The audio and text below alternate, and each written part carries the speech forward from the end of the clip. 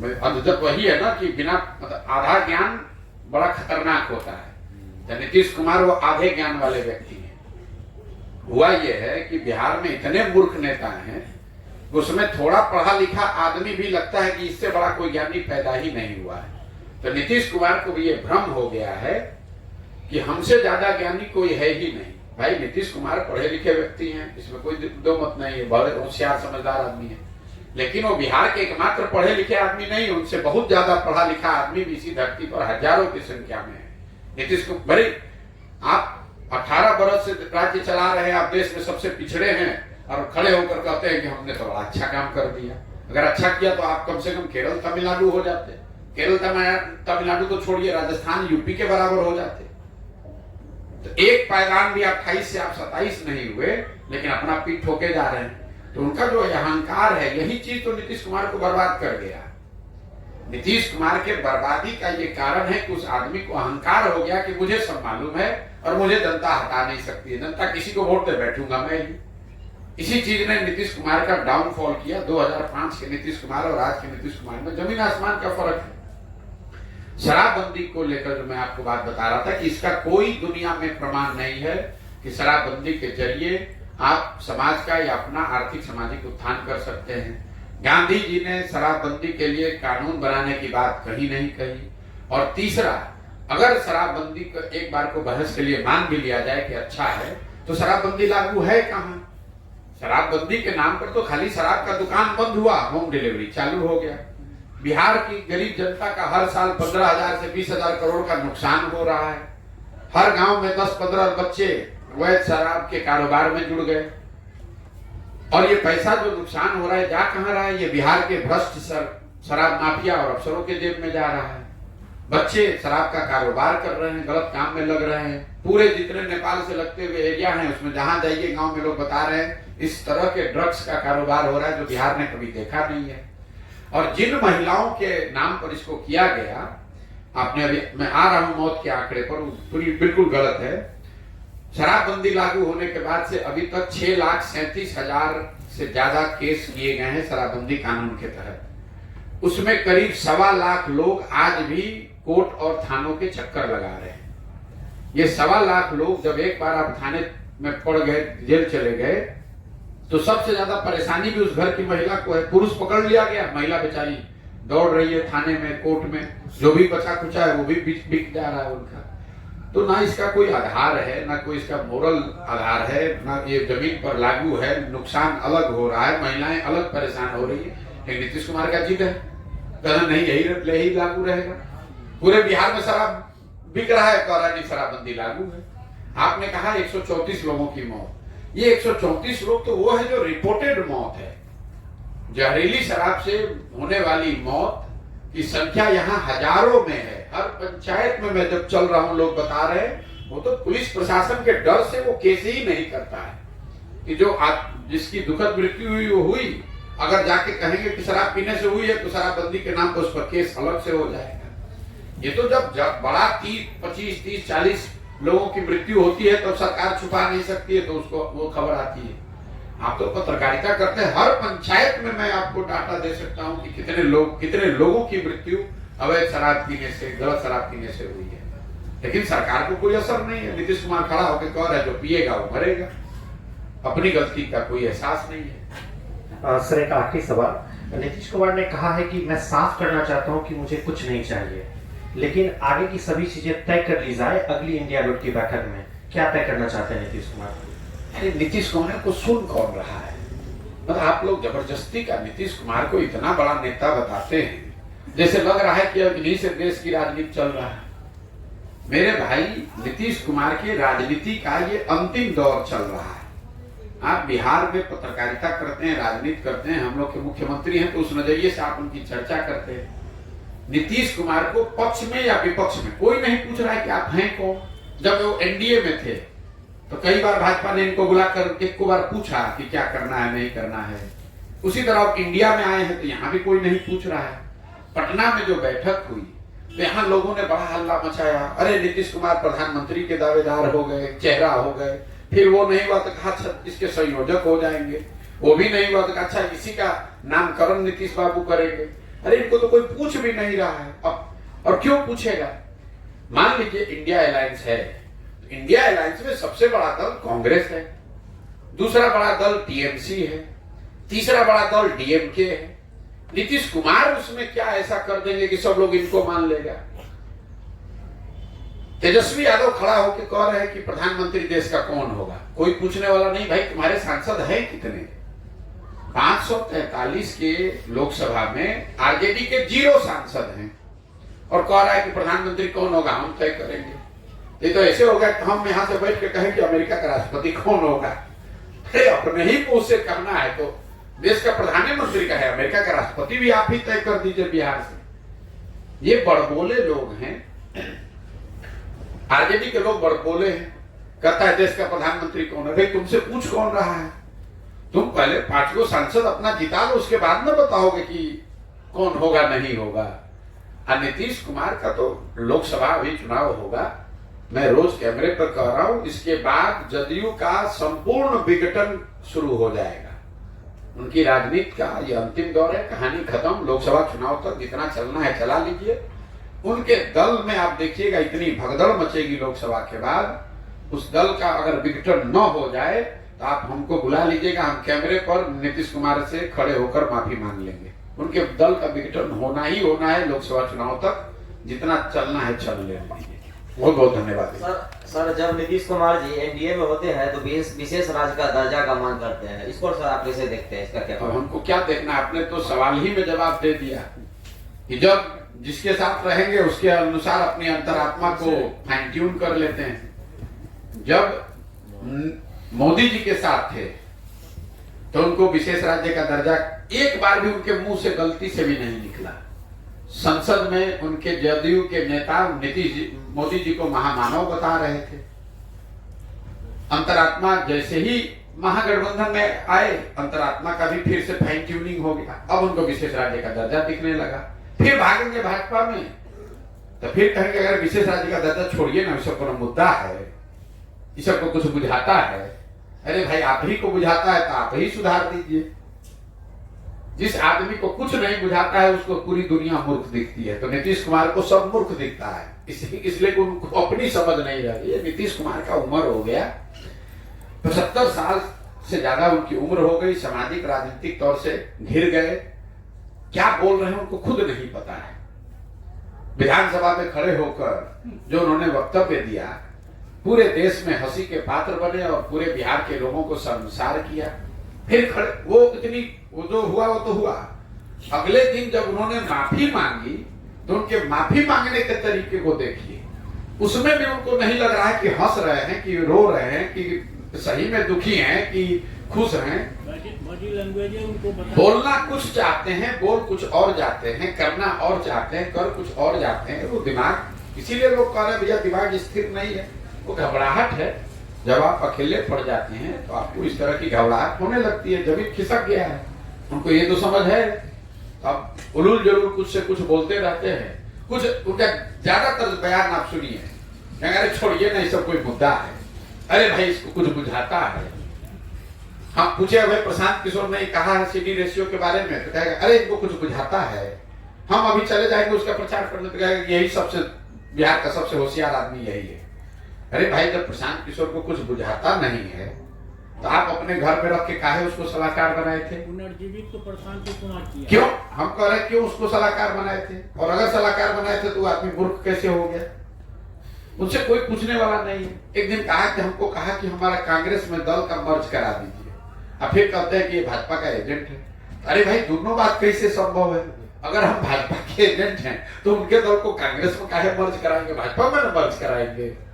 तो नीतीश कुमार के बात का वो देखिए, कोई 5 मिनट खाली नीतीश कुमार के वक्तव्य को सुनिए किसी भी विषय पर, तो बोलना शुरू करेंगे कहीं से, बीच में कहीं दूसरे जगह चले जाएंगे, फिर घूमकर राष्ट्रपति के सामने भाषण दे रहे हैं, कुर्ता उठा के पेट खजुला रहे हैं। बताइए, बिहार के मुख्यमंत्री हैं, राष्ट्रपति का फॉर्मल कार्यक्रम चल रहा है, महिला राष्ट्रपति वहां बैठी हुई हैं, कुर्ता उठा के पेट, बोलते बोलते मंच पर भाषण दे रहे हैं, अपने अफसरों को उलूल जरूर कुछ बोल देते हैं। अब उनका अंतिम समय आ गया राजनीतिक तौर पर। चलिए स्वस्थ रहे, भला करे भगवान उनका। सर एक सड़क है यहाँ पे जिसका शिलान्यास हो गया था, रामचंद्र जी सांसद थे, तो आज तक वो सड़क का काम पूरा नहीं हुआ। सड़क को लेकर हम आपको इतना ही कह सकते हैं कि हम 15 महीने पैदल चलने के बाद 12 जिलों में जो हमने स्थिति देखी है, उसमें इन 12 जिलों में शिवहर के बाद दरभंगा में ग्रामीण सड़क की हालत सबसे ज्यादा खराब है। सड़क तो हर जगह खराब है ग्रामीण सड़क, लेकिन दरभंगा में ग्रामीण सड़क की हालत किसी अन्य जिले से शिवहर में इससे भी ज्यादा खराब दिखा था। यहाँ पर अभी है, लेकिन मुझे दरभंगा में भी 1 महीना और चलने दीजिए तो विशेष बात करेंगे। बहुत बहुत धन्यवाद।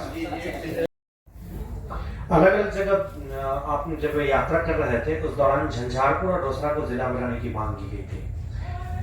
आपको बता दें कि बिरौल लंबे समय से जिला बनाने का मांग कर रहा है और इसे नगर परिषद देने के बाद इसे वापस ले लिया गया। नगर परिषद का दर्जा घोषित करने के बाद इसे वापस ले लिया गया और बिरौल जिला बनने की सभी अहर्ता को पूरा करता है। यहाँ बिहार, बंगाल, उड़ीसा का इस्लामिक कोड भी है यहाँ और बाकी चीजें भी जो भी है। 3-4 जिला का बॉर्डर है।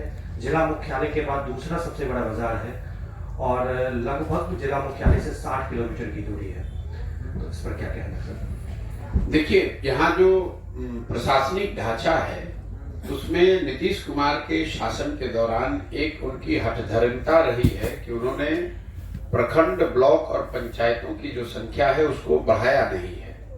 नतीजा ये हुआ है कि जो बात आप यहाँ बिरौल के लिए कह रहे हैं, झंझारपुर में वही बात है, बगहा में वही बात है, रोसड़ा में वही बात है।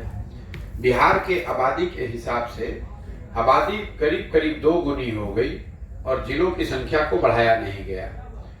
अब उनकी हठधर्मिता एक है नीतीश जी की कि हमको जिला नहीं बनाना है। जैसे बगहा में उन्होंने पुलिस जिला घोषित कर दिया, लेकिन पूरा जिला नहीं बना रहे हैं, जिसका कोई तर्क नहीं है, जिसका कोई तुक नहीं है। अगर आपने पुलिस जिला बना दिया है तो या तो आप उसको पूरा जिला बना दीजिए, नहीं बनाने का क्या तुक है? कोई उसका आधार नहीं है, सिर्फ राजनीतिक एरोगेंसी है। जैसे यहाँ अगर आप प्रखंडों की संख्या देखेंगे उसका भी यही हाल है। दक्षिण के जो राज्य हैं वहां पर पंचायतों की जो संख्या है वो पॉपुलेशन 3000 से 5000 पर एक पंचायत है। बिहार में 12000 से 16000 पर एक पंचायत है। यहाँ प्रखंड जो हैं वो 3 लाख की आबादी पर, 2.5 लाख की आबादी पर बनाए गए हैं। जिलों की हालत भी वही है। पश्चिम बंगाल को अगर आप हटा दें तो बिहार में जिले में प्रति जिला जो जनसंख्या है, प्रति जिला, प्रति ब्लॉक, प्रति प्रखंड, प्रति पंचायत, ये इंडिया में सबसे ज्यादा है।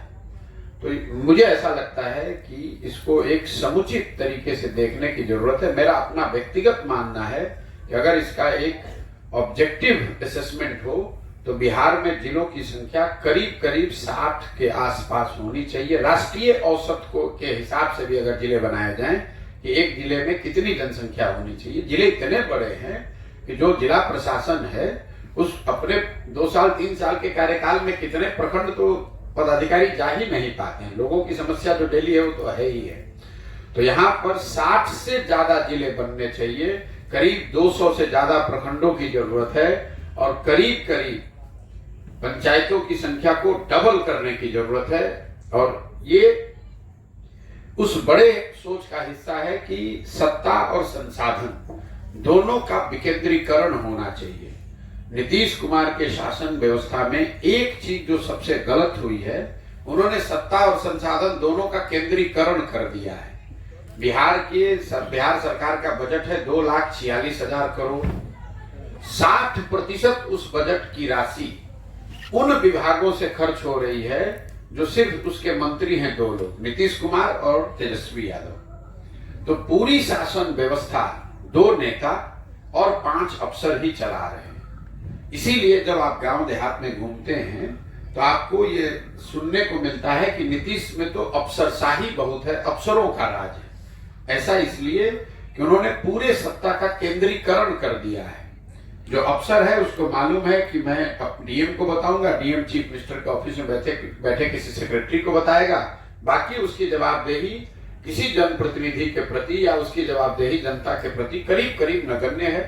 लोगों को मालूम है चीफ मिनिस्टर ऑफिस से मेरा संबंध ठीक है, हम पैसा देकर आए हैं या मेरा कोई रिलेशन है किसी भी वजह से, तो हमको डरने की जरूरत नहीं है। हम काम करें न करें, लूट मार मचाएं, हम यहाँ बने रहेंगे। तो जन सुराज की एक वो सोच है, हम लोग की जो परिकल्पना है कि सत्ता और संसाधन का बड़े पैमाने पर विकेंद्रीकरण होना चाहिए। कम से कम 1/3 विकास की राशि पंचायतों के माध्यम से खर्च होना चाहिए। तभी और बड़े स्तर पर जब यहाँ सत्ता का और संसाधन का विकेंद्रीकरण होगा और जन भागीदारी को बढ़ाया जाएगा, तभी यहाँ के भ्रष्टाचार पर अंकुश लगेगा, तभी काम नीचे होगा। कई लोग ये बताते हैं कि भैया पंचायतों में भी तो मुखिया सरपंच लोग भी तो चोरी कर रहे हैं, लेकिन फर्क है उसमें। देखिए, नल जल योजना यहाँ बनी, मैं आपको उदाहरण देके बताना चाहता हूँ। नल जल योजना बनी, पूरी योजना में बंदरबाट हुआ, चोरी हुई।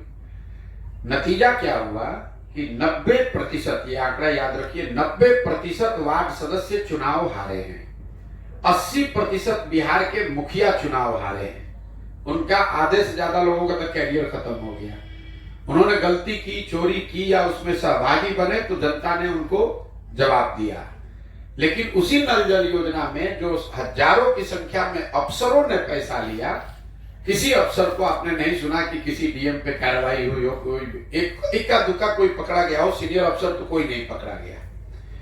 अगर शौचालय बनाने में चोरी हुई, 2000 रुपए प्रति शौचालय लिया गया और ओडीएफ जनप्रतिनिधि और अफसरों ने मिलकर जारी किया, शौचालय नहीं बना तो 5 वर्ष आपने लूट किया, लेकिन मुखिया को लोगों ने हराया। लेकिन जिस डीएम ने ओडीएफ पे साइन किया, उस डीएम पर कहीं कोई कार्रवाई नहीं हुई। तो लोकतंत्र में जब तक आप संसाधन और सत्ता का विकेंद्रीकरण नहीं करेंगे, उसको लोगों के नजदीक नहीं ले जाएंगे, तो जन भागीदारी बनेगी नहीं। अफसर बैठ के दिल पटना में तय कर रहा है कि कौन सी सड़क बननी चाहिए, कौन नहीं बननी चाहिए। और ये नीतीश कुमार का बहुत बड़ी उनकी शासन व्यवस्था की एक कमी है। जैसे उनका जो जनता का दरबार है, मैं जब उनके साथ 6 महीने था तो मेरा बड़ा ऑब्जेक्शन था इस पर कि आप कोई राजा थोड़ी ना है कि आप दरबार लगा रहे हैं। आप वो व्यवस्था बनाइए कि लोगों को पंचायत में, ब्लॉक में व्यवस्था हो जाए। रोज आपके यहाँ कोई पटना में आता है, आपने ध्यान जाके देखिएगा, 2015 से 17 के बीच में मैंने नीतीश का जनता दरबार बंद करा दिया था। ये बहुत जमींदारी प्रथा वाली बात है कि मुख्यमंत्री जनता के दरबार में, जैसे राजा हैं और राजा के यहाँ कोई प्रजा जा रहा है दर्शन करने अर्जी लेकर, अरे आपकी जिम्मेवारी है कि प्रजा जहाँ रहती है, लोग जहाँ रहते हैं, उसका वहां काम हो। और अगर काम ना हो तो शिकायत की एक व्यवस्था हो, जिससे कि वो अपने घर बैठे मोबाइल से आपको कंप्लेन दे और आपका ऑफिस उसको रिस्पॉन्ड करे। जरा आप अंदाजा लगाइए, कोई बगहा से, कोई रसड़ा से, कोई रोसड़ा से, कोई कटिहार से एक छोटे मोटे काम में 6 महीना परेशान हुआ। परेशान होने के बाद मुख्यमंत्री के दरबार में पहुंच रहा है, मुख्यमंत्री वहां शीशा वसा लगाकर अपने दल बल सुरक्षा के साथ बैठे हुए, जैसे लग रहा है कि सबके भाग्य विधाता वही हो गए। किसी राज्य में ये सिस्टम नहीं है। ये हम लोग किस जमाने में रह रहे हैं? ये मानसिकता को दिखाता है कि हम राजा हैं, आप प्रजा हैं। अब मुख्यमंत्री ये करता है तो डीएम भी यही कर रहा है, एसपी भी यही समझता है कि हम ही माई बाप हैं। जनता का कोई वैल्यू नहीं, जिसको उन्होंने 2 लाठी मार दिया। हेलो, मेरा नाम संतोष मिश्रा हुआ, दैनिक जागरण पेपर से है। आपसे मेरा 2 सवाल है। अभी आप जिक्र किए नल जल योजना का, जिस जगह पे आप बैठे हुए हैं, मुख्यमंत्री हर जिला में अपना एक गांव आया, नीतीश कुमार, बगल में एक कमलपुर गांव है, अपने हाथ से स्वयं वो उद्घाटन किए। यहाँ से 6-7 किलोमीटर की दूरी पे है। मेरा खबर कल छपी है, 4 वर्षों से एक बूंद पानी नहीं मिला। ठीक है। दूसरी बात है, आपके नजर में रोजगार का ब्लू प्रिंट क्या है? न यहाँ कल कारखाने हैं, न यहाँ बालू मिल रहा है, यहाँ नदी है, तो कैसे आप बेरोजगार को रोजगार दिला पाएंगे? थोड़ा शेयर कर दीजिए। बिल्कुल बता देते हैं। दूसरी बात, हम जो शेयर करेंगे, हम आपसे अनुरोध ये करेंगे, उसको समझिए और समझने के बाद उसको लिखिए। अच्छा, आप लोग सवाल करते, एक क्वेश्चन और है मेरा, एक जवाब ले लीजिए। 2 सवाल आप पूछ चुके, एक और पूछ लीजिएगा, कोई घबराहट नहीं। यहाँ पत्रकारों के साथ मेरा अनुभव ये रहा है कि पत्रकार आते हैं, सवाल करते हैं, सवाल का जवाब दीजिएगा, तो जो जवाब वो पहले से सुनना चाहते हैं, अगर आपने वो बताया नहीं तो पत्रकार के भी समझ में नहीं आता, वो लिखता भी नहीं। तो मैं आपको बता रहा हूं कि बिहार में रोजगार क्यों नहीं है और कैसे किया जा सकता है। रोजगार सरकारी नौकरियों से नहीं मिल सकता है। क्यों? क्योंकि बिहार सरकार में जो टोटल सरकारी नौकर हैं, सरकारी अफसर हैं, चपरासी से लेकर मुख्य सचिव तक, वो आंकड़ा है 1.57%। मतलब करीब करीब 1.5% लोग ही बिहार में ऐसे हैं जो सरकारी नौकरी करते हैं। तो सरकारी नौकरी आप के जरिए लोगों को रोजगार नहीं दिया जा सकता है। सरकारी नौकरी एक छोटा उसमें एक तरीका है। दूसरा, आपने कहा कल कारखाने लगाएंगे। अगर कल कारखाने लगाएंगे तो उसके लिए आपको पूंजी चाहिए कि भाई बाहर से कोई आए, फैक्ट्री लगाए। मान लीजिए कि हर जिला में 2-4 फैक्ट्री जो बंद पड़ा हुआ है वो चालू भी हो जाए, तो कितना रोजगार मिल जाएगा? हर जिला में 5,000 मिल जाएगा, 10,000 मिल जाएगा। उससे भी काम नहीं बनेगा। 2 करोड़ बिहार के लड़के बाहर मजदूरी करने गए, तो 2 करोड़ लोगों को अगर आपको रोजगार देना है तो खाली कल कारखाने से होगा नहीं।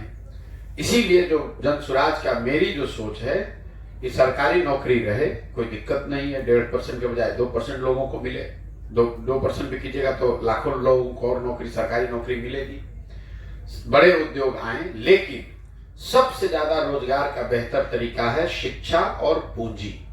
रोजगार के लिए, स्वरोजगार के लिए, सेल्फ एम्प्लॉयमेंट के लिए 2 चीज जरूरी है। आपके पास शिक्षा हो, आप शिक्षित हो, और दूसरा आपके पास काम करने के लिए पूंजी हो। तो बिहार में शिक्षा की जो हालत है, स्कूल से खिचड़ी, कॉलेज से डिग्री, पढ़ाई दोनों में कहीं नहीं हुआ। तो आपने बीए तो कर लिया कागज पर, लेकिन आपकी समझ तो कुछ बनी नहीं, आपने पढ़ाई तो करी नहीं। तो शिक्षा व्यवस्था को में आमूल चूल परिवर्तन किया जाए ताकि लोगों की समझ और काम करने की क्षमता को सुधारा जाए। दूसरा, उससे ज्यादा महत्वपूर्ण जो है, क्योंकि बिहार में मजदूरी करने वाले बहुत लोग हैं, पूंजी की उपलब्धता। बिहार में बेरोजगारी इसलिए नहीं है कि 2 फैक्ट्री नहीं है। बिहार में बेरोजगारी इसलिए है कि लोगों के पास यहाँ काम करने के लिए पूंजी नहीं है, पैसा नहीं है। मान लीजिए कि आपको बाल काटने आता है, तो आप अगर आपके पास 50,000 रुपया हो और 2 लाख रुपया बैंक से लोन मिल जाए तो आप एक सैलून खोल लीजिएगा। सैलून खोलिएगा, आप बिजनेस आपके लिए हो गया, 4 आदमी को रोजी रोजगार दीजिएगा, अपना भी परिवार चलाइएगा। लेकिन अगर आपके पास 50,000 रुपया न हो या बैंक से कर्ज न मिले, तो आप क्या करेंगे? जाकर पटना में, दिल्ली में किसी सैलून में मजदूरी कीजिएगा 10,000 रुपए पर। तो ये जो पूंजी की उपलब्धता है, ये क्यों नहीं है बिहार में? इसकी 2 वजह है। पूंजी आता है 2 जगह से। एक, जो पैसा आप कमाते हैं, कमा के खर्चे के बाद जो बचता है वही तो आपकी पूंजी हुई। अगर मान लीजिए आप 1 लाख रुपया कमाए, उसमें 80,000 रुपया खर्चा हुआ, 20,000 रुपया जो बचा उसी से तो कोई काम कीजिएगा। और दूसरा पूंजी का स्रोत है बैंकों से मिलने वाला कर्ज। इन दोनों को मिलाकर ही लोग रोजी रोजगार व्यापार करते हैं। मान लीजिए आपके पास 1 लाख रुपया है, बैंक ने आपको 5 लाख रुपया, 4 लाख कर्ज दे दिया, तो आप 5 लाख रुपए का घर बनाइएगा, धीरे धीरे कमा के पैसा वापस कर दीजिएगा। अगर बैंक आपको 4 लाख रुपया न दे तो आप 1 लाख का ही घर बना पाइएगा, छोटा बनाइएगा। तो बिहार में जो प्रति व्यक्ति आय है, पहला देखिए लोगों के पास अपना पैसा तो है नहीं। प्रति व्यक्ति आय है 35,000 रुपया। देश में प्रति व्यक्ति आय है 1,35,000। तो अगर 35,000 रुपया ही प्रति व्यक्ति आय है तो आप उतना ही कमा रहे हैं कि आपका किसी तरीके से पेट भर जाए, बचने का तो सवाल ही नहीं है। तो लोगों की प्रति व्यक्ति आय कम है, इसलिए उनके पास पूंजी कम है। लेकिन दूसरी जो बड़ा कारण है कि जो बैंकों से पूंजी आपको मिलना चाहिए वो यहां से मिलता नहीं है। बैंकों से पूंजी कितना मिलना चाहिए और कितना मिलता है, इसके लिए RBI, reserve bank of India, एक आंकड़ा जारी करता है जिसको कहते हैं क्रेडिट डिपॉजिट रेशियो। मतलब बिहार भर के लोगों ने अपना बचत का पैसा बैंकों में कितना रखा और उसके बदले में बैंकों ने कितना पैसा लोगों को वापस ऋण के तौर पर दिया, अलग अलग काम के लिए। किसी को घर बनाने के लिए दिया, किसी को गाड़ी चलाने के लिए दिया, किसी को बिजनेस करने के लिए दिया। देश के स्तर पर यह आंकड़ा बताता है कि 70% CD ratio, credit deposit ratio है देश में 70%। मतलब पूरे भारत के लोगों ने जितना पैसा बैंकों में बचाकर जमा किया उसका 70% पैसा बैंकों ने वापस कर्ज के तौर पर बिजनेस व्यापार के लिए दिया। बिहार में सीडी रेशियो है 40%। मतलब बिहार के लोगों ने अगर बैंकों में 100 रुपया जमा किया तो बैंकों ने सिर्फ 40 रुपया ही ऋण दिया। बाकी पैसा कहां गया? बाकी पैसा बैंकों ने इस राज्य से उठाकर दूसरे राज्यों में भेज दिया जहां उद्योग धंधे लग रहे हैं, व्यापार हो रहा है, तरक्की हो रही है। अब इसका असर क्या होता है? पिछले वर्ष बिहार की गरीब जनता ने, हमने आपने सबने मिलकर बिहार के बैंकों में टोटल पैसा जमा किया 4,21,000 करोड़ रुपया। याद रखिए 4,21,000 करोड़ रुपया। ये बाहर के उद्योगपति का पैसा नहीं है, बिहार के लोगों ने अपना पैसा किया बैंक में जमा 4,21,000 करोड़। 40% सीडी रेशियो है, इसलिए बैंकों ने ऋण दिया 1,61,000 करोड़।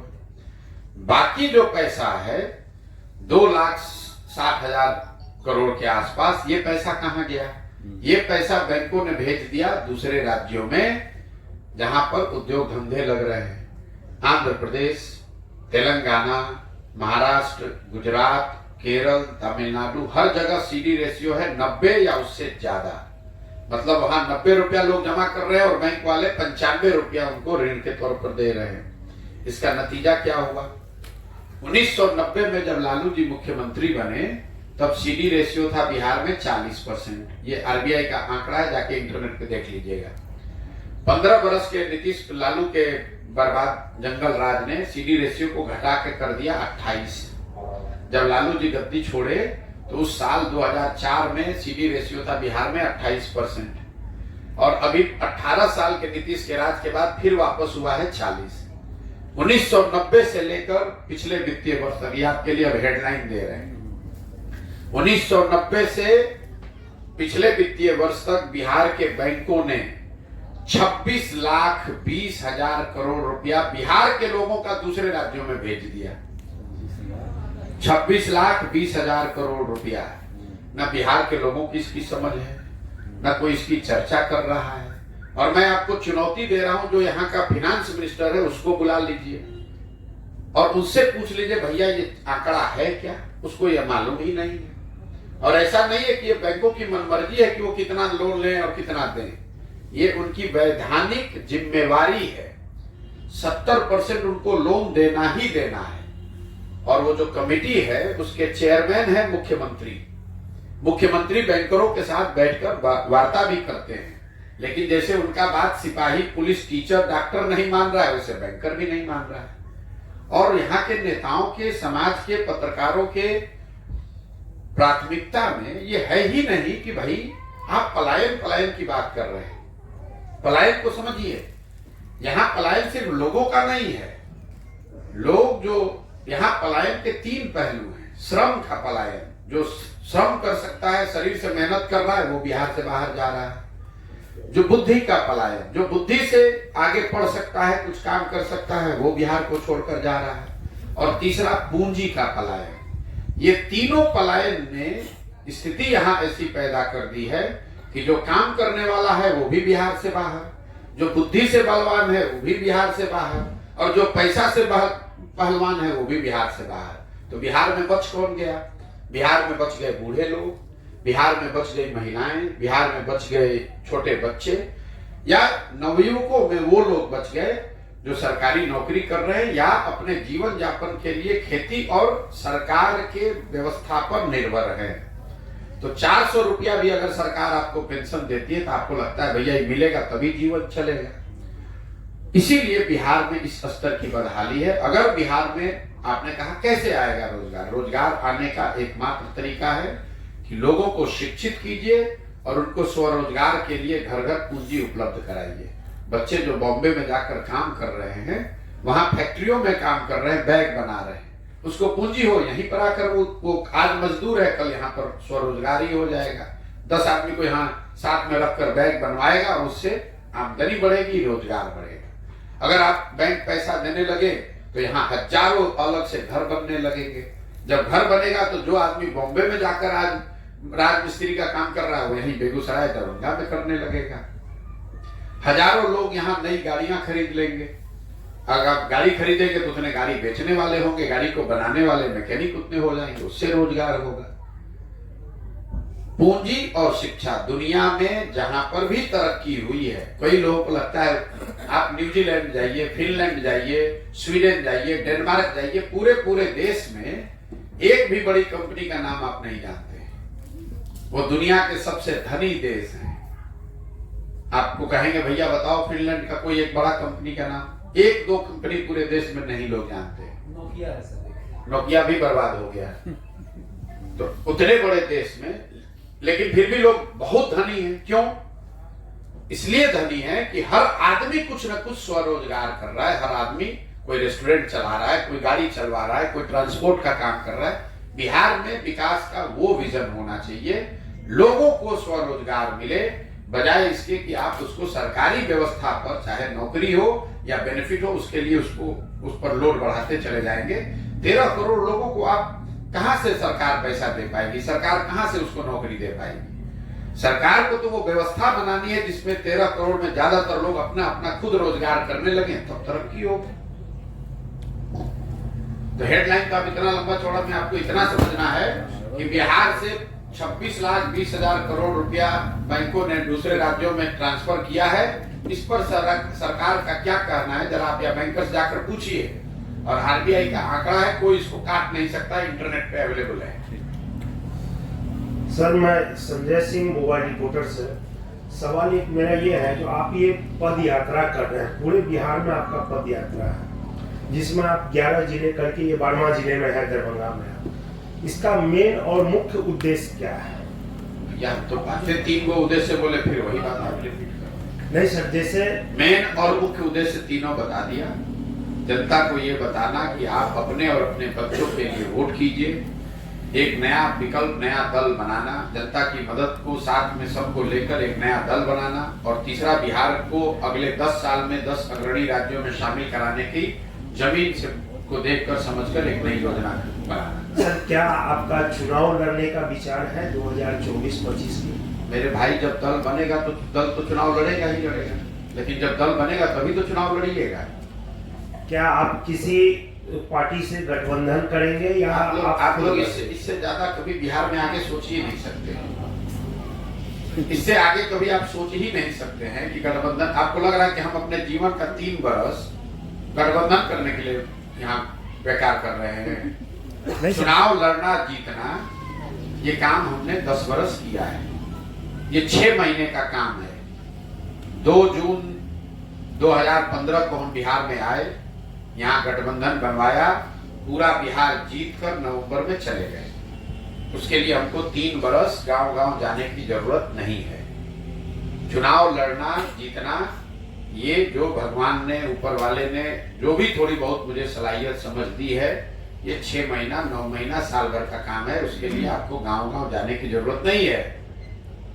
अगर चुनाव लड़ने के लिए गांव-गांव जाना होता तो कोई नेता आज तक गया है पैदल? 3 बरस पैदल चला है। सर अभी सर अभी आपने चर्चा किया कि चुनाव, पंचायत चुनाव निकायों की और मुखिया के बारे में, उसमें एक सवाल ये था कि किसी भी योजना में जैसे नेता, मंत्री, विधायकों को अभिकर्ता नहीं बनाया जाता है, और पंचायत चुनाव में जो मुखिया, नेता जो भी हैं, वार्ड मेंबर, वही अभिकर्ता हो जाते हैं। तो इनसे उनके फंसने का भी डर रहता है, और बहुत जगह इस चीज का विरोध भी हुआ है कि इससे हमें बाहर निकाला जाए। इस पर देखिए, ये पंचायती राज की जो व्यवस्था है, जो लोकतांत्रिक व्यवस्था है, उसमें पंचायती राज सबसे निचले स्तर के लोग हैं। पूरी लोकतांत्रिक व्यवस्था में संसद है, विधायक, यहाँ विधानसभा है, उसके नीचे पंचायत है। चेक काटने का जो अधिकार है इस पूरी व्यवस्था में सिर्फ एक मुखिया ही ऐसा पद है जिसको चेक काटने का भी अधिकार दिया हुआ है। अब कौन आपको कह रहा है उसमें वित्तीय अधिकार, उनको चेक काटने का वित्तीय अधिकार तो कई लोगों को है, लेकिन वो इंस्ट्रक्शन देते हैं कि पैसा जारी कर दिए। मुखिया कोई अधिकार है कि वो खुद से चेक काट के पैसा दिलवा सकता है।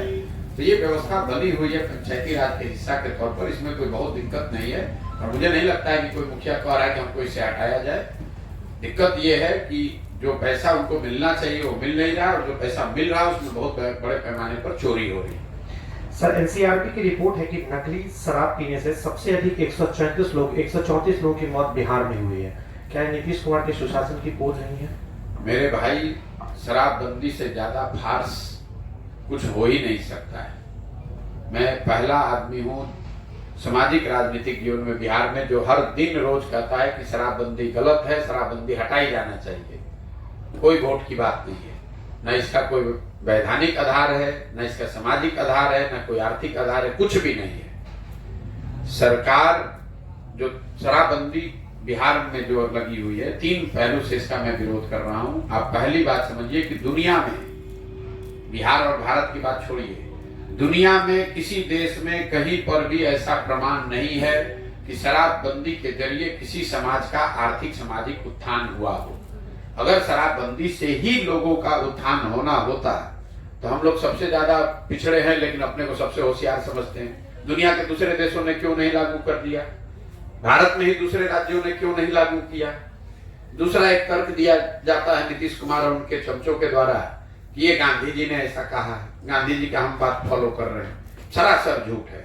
हम एकदम कैमरे पर आज 1.5 वर्ष से चुनौती दे रहे हैं। नीतीश कुमार गांधी को अगर समझते हैं, कभी जीवन में पढ़े हैं, तो अपनी पूरी सरकार का तंत्र लगा के हमको वो एक लाइन दिखा दें गांधी जी का, जहां गांधी जी ने ये कहा है कि सरकार को कानून बनाकर शराबबंदी करनी चाहिए।